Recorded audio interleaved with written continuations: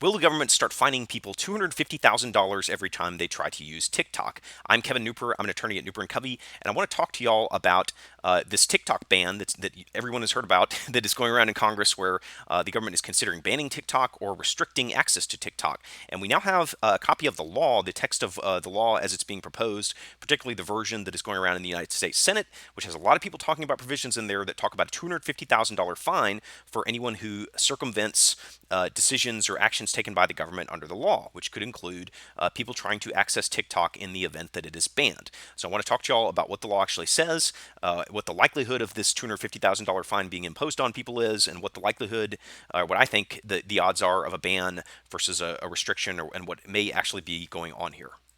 So the first question that you probably have is this rumor true? Because I've been seeing this posted all around the internet that there could be this $250,000 fine for people who access TikTok, say using a VPN, which is a kind of a way to get around. It can show your IP address, which is like kind of like a phone number for the internet. You have one even if you don't know it.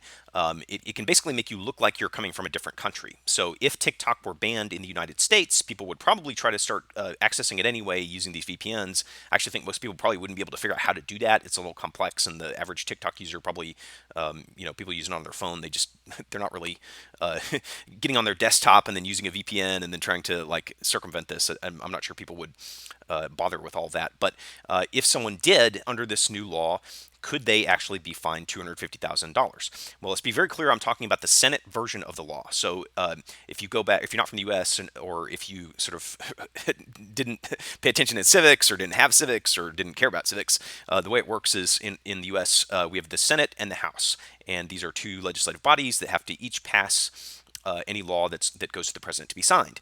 And what the way it kind of works is both the Senate and the House will have committees. For a law to get passed, it gets proposed in both the Senate and the House separately, and there are different versions usually. So the text will be completely different. And what people are talking about when they talk about this $250,000 fine is that the version of what's called the Restrict Act, which is this act that people are saying, or that the government's openly saying maybe used to ban TikTok, is the Senate version of that act does contain a $250,000 fine for anyone who tries to get around actions that are taken against tech companies. And it's not just TikTok. It could be a variety of different technological companies that the government decides pose some kind of risk because they're related to foreign adversaries. And China is one of those. So is it real? Yes, it is real in that Senate version of the bill. Has it been passed? No. Is it something that that will be included in the final version? I will actually say I don't think that this is going to get into the final version, because one of the senators, he's a Democrat, Mark Warner, has said that's not what the law is intended to do. Now I'm going to go through it a little later. That is kind of what the law says. It's broad enough that it definitely could do that. Could actually put someone in jail for 20 years for doing it, which is kind of crazy. But he says no, I didn't actually intend for it to be that way, even though it was written that way. So and I will also say, you're hearing a lot about this. I don't think that as a practical matter that this would happen as to a regular person. Let's say the government banned TikTok or put a bunch of restrictions on TikTok in the U.S. If even if they were planning to do this, the type of people that they would go after under this are probably going to be people who tried to like make it easier to access TikTok. So I think the reality is, let's assume a scenario: the U.S. government bans TikTok. What probably happens is you'll see a bunch of people, hacker types, people like that, trying to find ways to let people get around that ban and start using TikTok anyway. So they may make some app that hides your country and makes it look like you're not from the U.S. so that you can get into TikTok and keep using it. That's the kind of people that I would expect if the government was like trying to do a super crackdown, that they would go and find those people, or possibly even prosecute those people. Would they go after a random 20-year-old using TikTok to post dance videos? Probably not. Although you never know. I mean, so you do see a lot of selective prosecution in the U.S. and a lot of times. Sometimes when the government when it switches parties, you start seeing people from the other party get prosecuted for reasons that they would not under whoever's out of power. So it is concerning to even have something like that in there. I don't think it should be possible to really do things like this. This is my personal opinion, but I also think that it is probable, given the outcry and given that we're even talking about this, that they take that provision out or restrict it or do something to make it a little more obvious that they're not giving the government that level of power. Now, the bill is, at least in the Senate version, is pretty much a giant power grab. It gives a lot of powers to the government that I'm going to walk through later that can, could let them certainly ban TikTok and do a lot broader than that to a lot of other companies if the U.S. determines really just kind of at its own whim that uh, they're engaged in a threat to the U.S. somehow. And will the government ban TikTok is kind of the next question everyone is asking. I think probably not. This is speaking partly as a lawyer, I guess, but partly as just sort of having lived through a bunch of efforts, legal efforts to go after companies that the government wanted to stop from doing certain things. I think that a lot of this is about pressuring a sale of TikTok or TikTok's U.S. division, rather, not just TikTok generally, as opposed to outright banning it. The political pressure and the backlash that would come from trying to ban TikTok would be pretty extreme. You've got tens of millions of people using it. You have a lot of people addicted to it, to be honest. And if you pull that out away from everybody, I don't know. Frankly, I don't know if these 70 or 80-year-old senators know the level of the backlash that would occur, but I think that there would be a pretty high backlash if that started happening. Um, I do think that what they are actually trying to do is to force, and the law hints at that a little bit when we start looking at it, is come to a scenario where either there are very severe restrictions on what the Chinese government or people from China, as part of the company that owns it, ByteDance, could actually do in terms of accessing U.S. data, but probably more likely they want to make them sell it.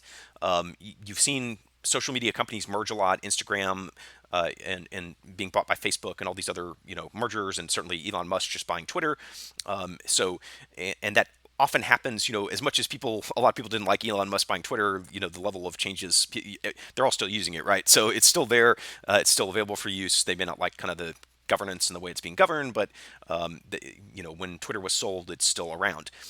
So why do I think that that's probably what they're getting at? One, because it avoids all that backlash, right? Like if everyone is still able to use TikTok and there really aren't a ton of changes, you know, the level of political fallout is much less from a sale, because probably no one would.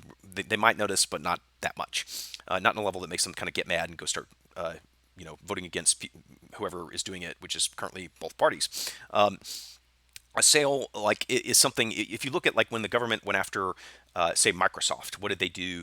Microsoft had gotten so big and it was controlling the entire kind of computer industry and monopolizing things, and what they did was just they said, oh, we're going to break you up and all this, and threatened them, and they saber rattled and they sued Microsoft, and the end result was that Microsoft had to accept a bunch of restrictions on its business. It didn't.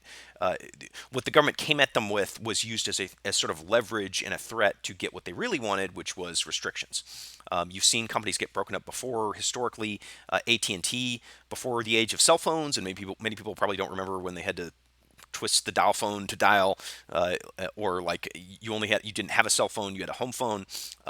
There was a time period in the U.S. when there was only phone company, so you literally all your phones were just one thing in your house that you could only get from one company nationwide, and that was it. And the government forced them to break apart into little regional companies, but it did not sort of ban things. It basically it went in and used a threat and got what it wanted, um, using the threat of litigation, the threat of something more serious, to basically get a half a loaf is what they'd call it. Less than what you want, but what you kind of really want. And so I do get the feeling that what they are really trying to do is this, what would be called a divestiture, and we'll see that referenced specifically in the law, where they make TikTok get sold. Probably a lot of U.S. Social media companies would be scrambling and eager to bid on the U.S. division of TikTok. It would also kind of defang TikTok globally, because having a social media company that doesn't have the U.S. is much harder to get advertisers, much harder to get revenue, much easier to convince them to go advertise on a network that's global. And that's kind of where I think the end game is, but that's that. Now I want to show you the law, show you what's actually being proposed, and where this is, and what could likely happen with this.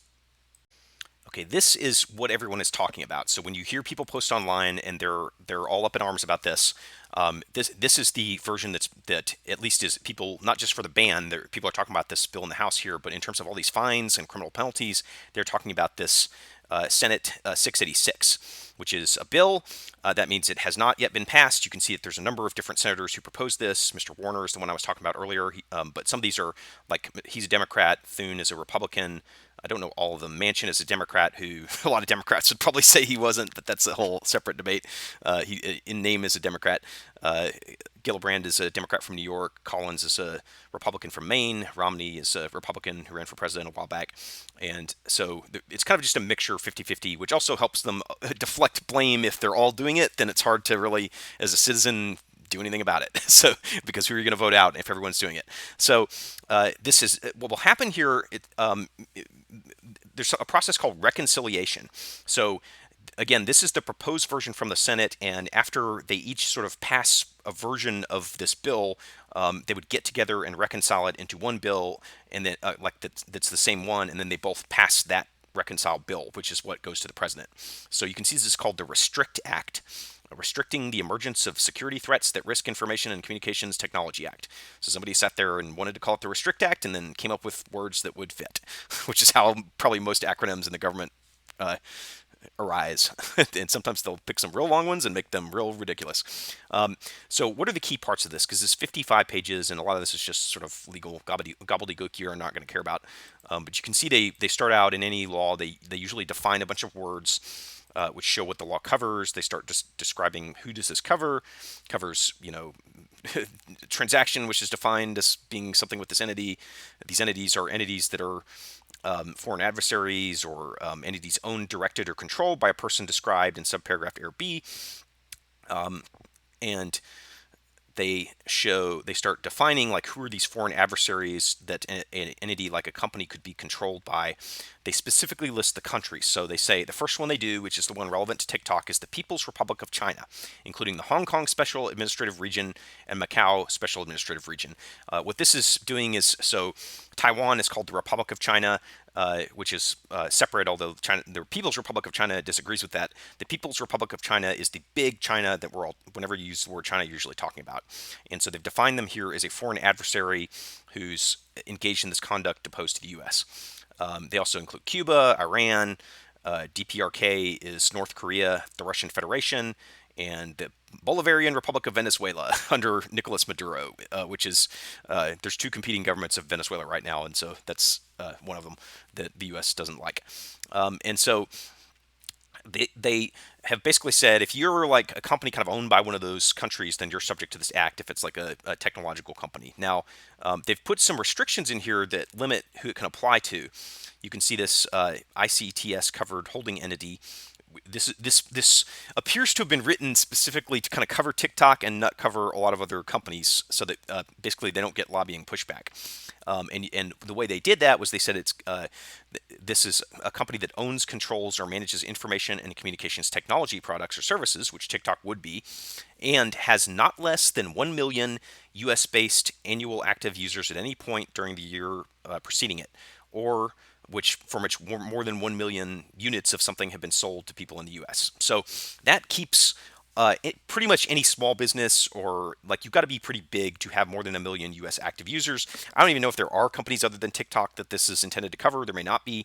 They kind of are writing it so that if someone gets big enough that there's a ton of users on it, then they can now start doing things under this act to them if it's like a technology company. But that's, again, just for sort of political reasons. Now, what can they do under the act? So we can go to page 11 here. And you can see that this, let's see. So it allows them to basically, the Secretary of Commerce is what this is talking about, which is a department in the U.S. Executive branch, so that whoever the president is controls them. They can make determinations that a company or a transaction. So transactions could be like a purchase of a company. A lot of this is designed to keep big U.S. companies from being sold to Chinese entities if they have a bunch of user data in them. And so the Secretary of Commerce, like let's say a Chinese company wants to buy Instagram, or just I'm making up an example company, then they would look at, does that create a risk of sabotage or of like catastrophic effects on our security infrastructure or our digital economy, or interfering with an election, or risks of coercive or criminal activities like threatening someone. I'll blackmail you with your TikTok data or whatever you're looking at. Like, haha, I know all the. You can imagine what some people are looking at on what their TikTok feed consists of, and they may not want that getting out there, depending on what they're watching. A lot of like ASMR or something strange or whatever, and probably you can think of more strange things than that.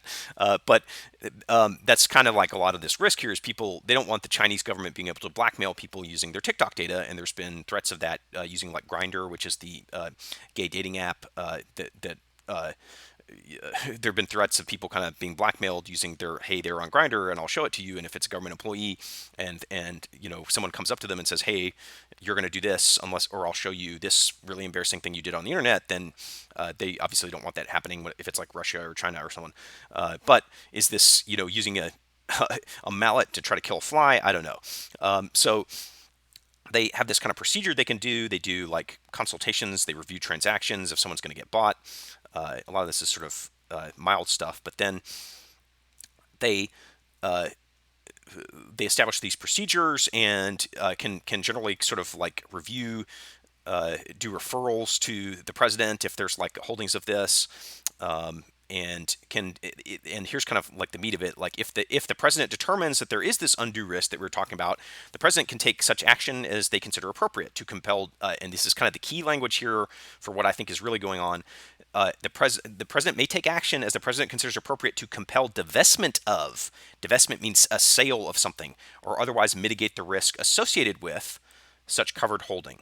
A covered holding is going to be like the company they own. And so I think this sentence here in the bill is like the key one. The real one is what it's getting at is Congress is kind of passing buck to the president. They don't want to take responsibility. They're saying, look, I'm giving all these powers to the president.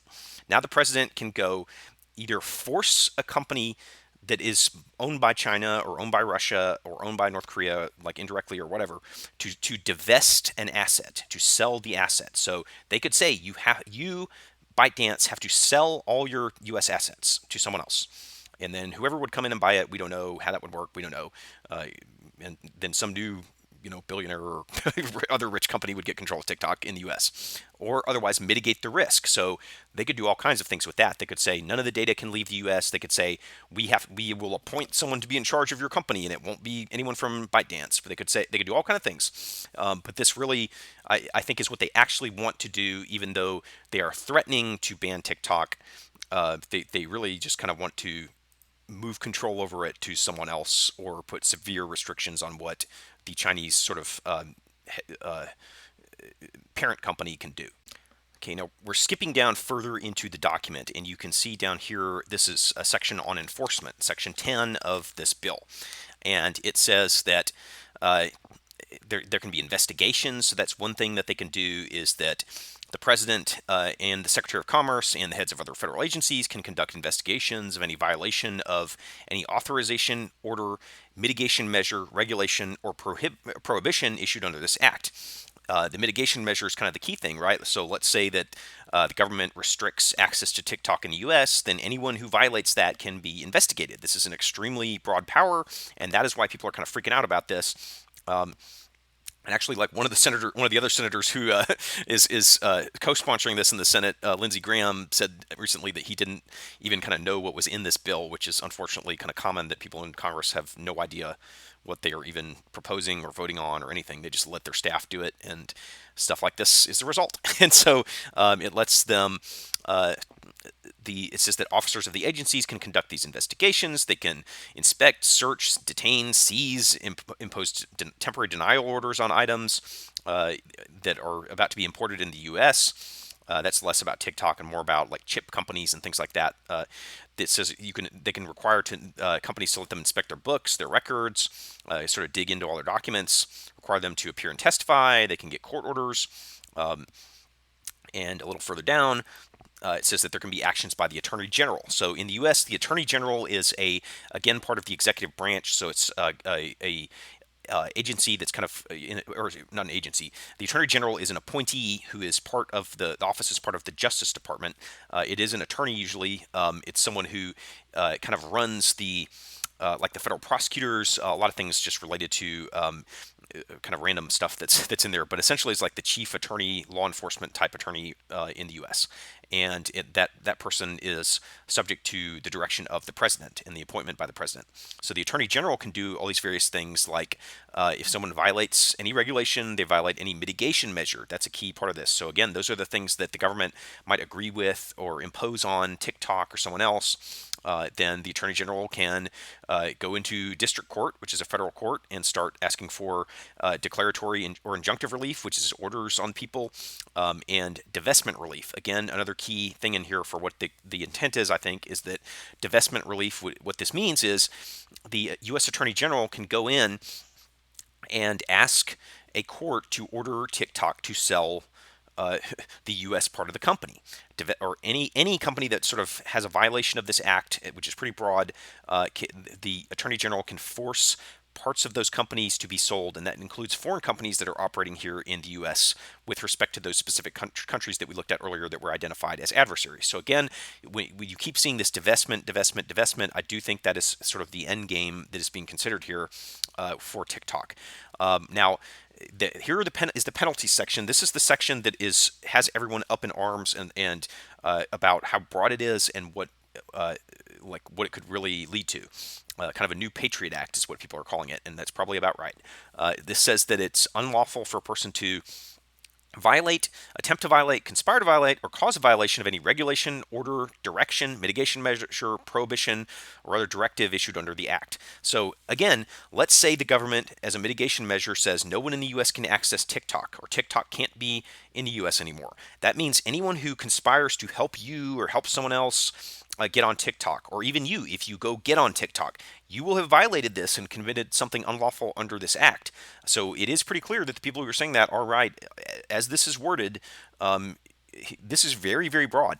And what is concerning people, I think, is the penalties that are attached with this violation. So you kind of go down a little bit. No one can aid and abet any act that's been prohibited, which aiding and abetting is like helping someone do something. So if you help, like a VPN company might be subject to this. And no one can solicit or attempt a violation. So if it becomes a ban in the U.S., then anyone who tries to help in any way could be subject to the penalties that are here in this act. And if we scroll down a little bit, we get to what people are talking about. Make sure I've got the page right. It should be on page 42 here. The civil penalties. So the first part we were looking at is what could be a violation of the statute. Now here's what's the penalty, and a civil penalty is not a criminal penalty. It is although there are some a little further on, which we'll see. A civil penalty is like a fine. It's something that does not happen in criminal court. It happens in civil court, which is when things involve money and not actually putting someone in jail. So a fine of not more than $250,000 or an amount that is twice the value of the transaction that's the basis of the violation, whichever is greater. So that means if you're talking about each violation, again, this is a fine that can be imposed for each violation by a person of a mitigation measure, a prohibition, any regulation, any order under this act. So if you go on TikTok, literally the way this is worded, if you go on TikTok after it is banned, if the government chooses to ban it, this says you could be fined $250,000. That would be the penalty, because presumably you would not have, your violation would not be valued in anything.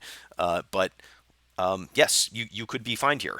and so when people are saying that, that is true. And hopefully this does get changed. Then there are criminal penalties. So it is not just civil. It can actually be even worse. If you willfully attempt to commit or aid and abet a commission of an unlawful act, then if there's and I'm not sure this applies to the mitigation orders type things, but things that are sort of barred in here, you could be convicted for 20 years in jail or a fine of $1 million. So that's pretty serious, and it doesn't really restrict this to people who are doing, like TikTok itself or people, executives at the company. It's just kind of real broad, and it's generally not a good idea to put that stuff in the law if it's going to be that broad. You can have asset forfeiture, just all kinds of stuff that really is going to give the government a lot of powers to decide how social media associated with any of these countries, and in particular China, is governed. So what people are saying, as I'm reading this law, is true from the text. Now, some closing of this is I do think that this will not be passed in this current form. I think that there has been a backlash on social media that is getting to these sort of aged, elderly Congress people who don't really know how the internet works and are being run by their staffers or whatever. Because if you don't know what's in the bill you're proposing, that's just hard. I don't know. I really don't know what to say about that. But I think it probably will be changed. I do think it's kind of a scary law to even look at someone having decided to propose something this broad without having restrictions on it. And it is only the Senate version, though, so the House version does not have this stuff in it, to my understanding. And will TikTok be banned? Again, I think that the backlash to that would be extreme. It really could cause a lot of problems if they decide to do that. And I think a lot of young people might consider not voting even less than they do, or voting against who they're voting for, or whatever. Like, it's kind of hard to choose, though, when everyone's sort of involved in it. It looks like ultimately that power would go to the president, which would be either Biden or whoever wins the next election. It looks like now, if it happens at this time period, Biden would be the one deciding it. Uh, what happens? Who knows? There is this aggressive push on it. I will not be surprised if TikTok is forced to be sold. And I'll keep y'all updated if there's any new interesting laws on this. If you are interested in further kind of legal analysis of this, or hot topic cases, or I do a lot of celebrity lawsuits on the channel, you can go hit the subscribe button, and you'll hear a whole lot more on random stuff like this.